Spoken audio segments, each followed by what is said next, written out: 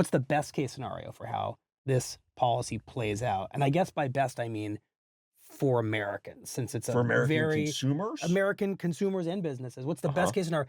And then what's the worst? And I assume the worst is probably something like a recession. So the best case scenario is that suppliers of the stuff we want in countries like China will say, we'll ride this out. We'll accept lower profit margins. We'll pick up the cost of these tariffs, or maybe we'll share them, and prices will go up a little bit, but not that much. And we'll essentially have business as usual. The worst case scenario is that we have a massive wave of retaliation, and suddenly we have farmers unable to sell their crops around the world. Consumers go into hibernation because they're worried about their jobs suddenly. The stock markets keep falling, and the investor class gets very tight with their money. And we have a big, nasty recession. And Right. and by the way, that will not bring out the best in us in terms of who gets the blame for that, and whether we have a reasoned conversation about what the right policy should be, as opposed to like, let's blame somebody.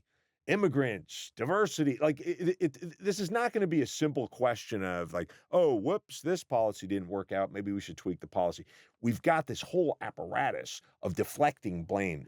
This could get pretty nasty. Yeah, there's a larger context to this. There's a war on DEI. There's a complex conversation about immigration. You're suggesting if things start to go south economically, it won't be divorced from that other battle.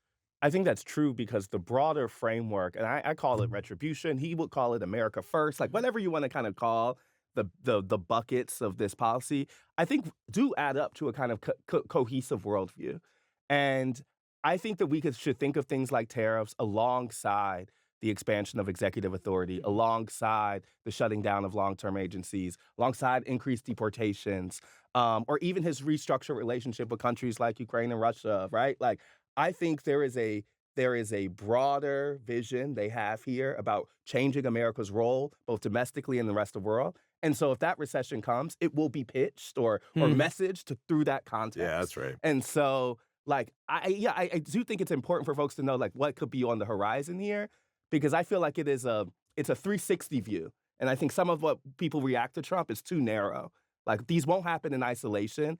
It's important in the point that they're all happening at the same time.